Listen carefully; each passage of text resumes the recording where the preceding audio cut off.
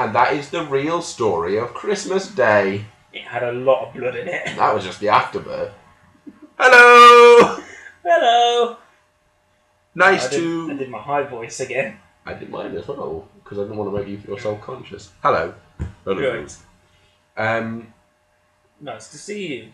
To see you. Quite nice. We are... Hudson and Hughes. That one. I'm Alex Hudson. I'm Andy Hughes. And we are here with another video for our little YouTube video channel. Yeah, give you a little something nice. Give something back to the community.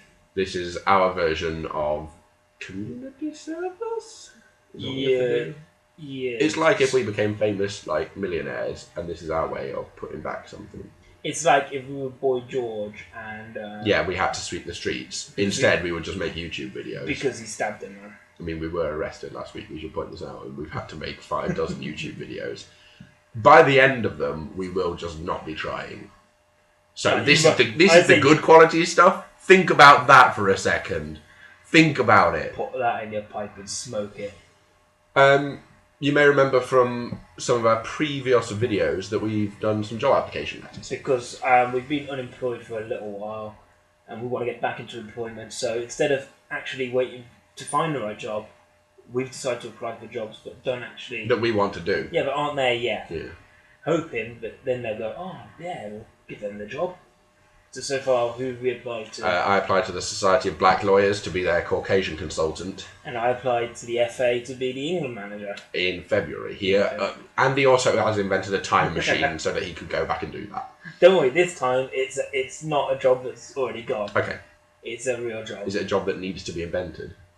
I think so. Okay, right. Well. I think so, and I explain why. Okay. Is this enough preamble? 2 minutes of preamble? Hold on. 2 minutes and 5 is good, yeah, okay. Okay, so this is my new job letter. Okay. What I want to just pre-warn you about is I did end up writing this at about 2 in the morning yesterday. Are you excusing the quality of it? Just in case I haven't actually read it through. So it could be really good.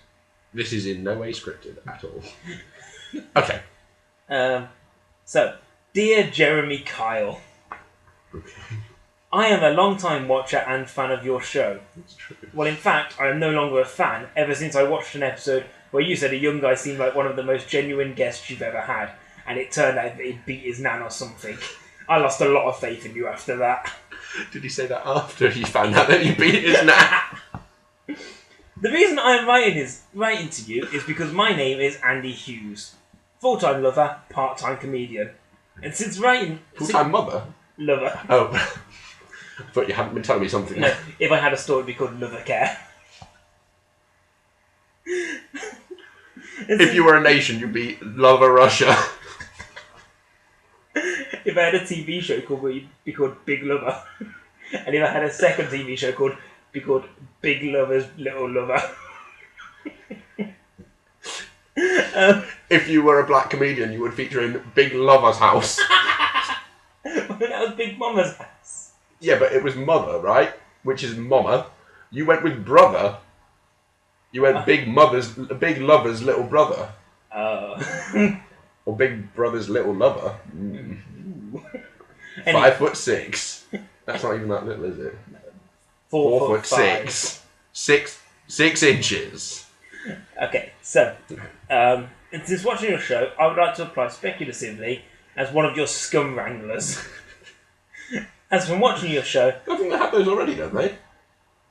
If so, give me the job. Well, you go with it, and I'll provide notes at the end. As from watching your show, I'm under the impression that you can't find these people just anywhere. You have to actually dig deep to unearth the gems of depravity that appear on your show. Mm-hmm. And that's the job I want. A filth excavator, like an archaeologist of woe. So it's a bit like, you want to be like a researcher for the programme, where you just go and find the worst people. You say research, I say, I'm going to wear a hunting outfit and go find them with a big net. Are we talking like big game now, are we? The biggest game of all, man. Yes. So, and I know a lot of people these days apply to be on your show by getting in touch with you by phone. But sooner or later, the talent pool is dried up and the phone will stop ringing. Yeah, that's true. So I will be your man on the street. Arguing outside Ladbrokes, get on Jeremy Kyle. Oh, okay, I see what you do. Punch up in Weatherspoons, straight to Jezza. I know a guy who's been sleeping with a woman who I'm pretty sure is his dad in drag. The episode could be called Am I Having Violent Sexual Relations with My Transsexual Dad? I thought we weren't supposed to talk about my home life on the videos. Really bad. I had to use something. Continue, but... So yeah, the episode will be called Am I Having Violent Sexual Relationships with My Transsexual Dad? And Graham can come on and do a DNA test. Who's Graham? He's the one who does the DNA test and the Truth and Lies. He plays Truth and Is Lies. he the one who's more of a doctor than anyone else on it, Yeah. but still isn't a real doctor? He's like a Gillian McKeith doctor. He plays Truth or Dare with all the customers. You might be interested to know how I know they have violent sexual relations while I live below them and it is disgusting. And the show can only benefit from great lines such as, I wondered why she always wanted anal. And I know you like to have a little quip. I know you like to have a little quip before the break, so I'll give you this. It gives a whole new meaning to the phrase, who's the daddy? I'll be back after this break. Boom! Jez is in the house. Okay. I'm also a script writer for him. Okay.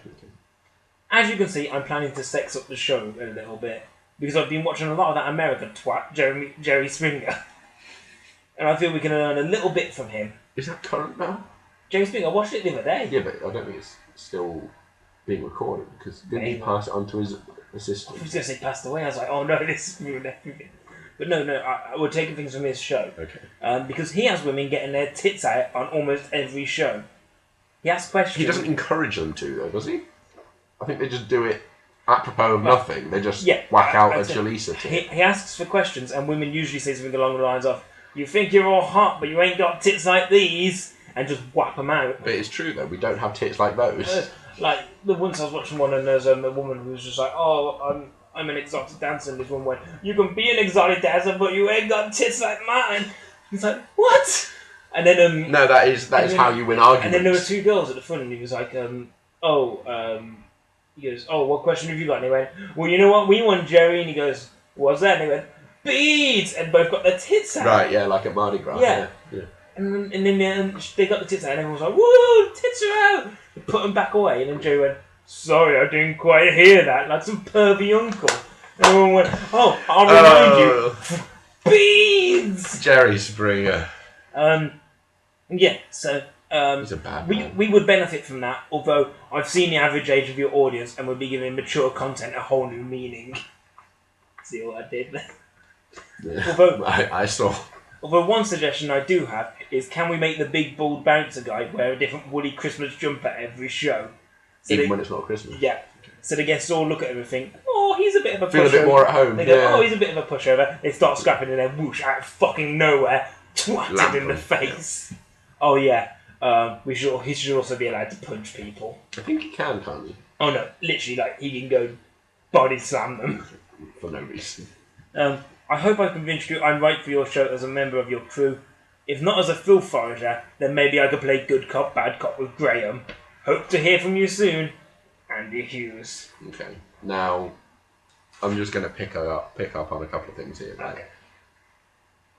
I disagree mainly with one point that you made, where you said the gene pool, that talent pool won't last forever. I believe it will. Look at the people who are going on Jeremy Kyle, and then look at how many of them are having babies. Oh, they are having babies. Right? I'm not saying that all of these Jeremy Kyle babies will turn out to be Jeremy Kyle customers, as you call them. A lot of them will. A majority of them will. All I'm saying is, I think they've got a recipe for disaster there that will just keep... It is the gift that keeps on giving. Basically, what it'll be is, like, as long as this season keeps going for another, say, 10 years of people who are there at this age, their little kids would have grown up. I mean, the only thing that I would do, if you get this job, which I think you could do, I mean, that's a very strong, convincing argument. And I think I'd be good at it. Oh, yeah, absolutely. I'm not doubting your ability and your competence in that role. I think you've got it nailed down there. But I think what your first thing will have to be is to, like, chemically neuter all people who come on Jeremy Kyle, just so then that talent pool does run out. Well, that's the thing. And then That's what you've created yourself a job for life. me and Graham playing good cop, bad cop. So So what Graham does is Graham be like, oh, it's come so and good speak to this it's so counsellor. good to see you. You're looking really good. I'm like, steamed off your balls. Is that what you think? What I mean when I say chemically neuter? As in steam off their balls. Yeah. Okay. Yeah. That is it. Yeah. If you're in doubt about whether you want a baby or not, don't get a vasectomy or anything like that. Don't bother with any of that stuff. Just get an iron, right?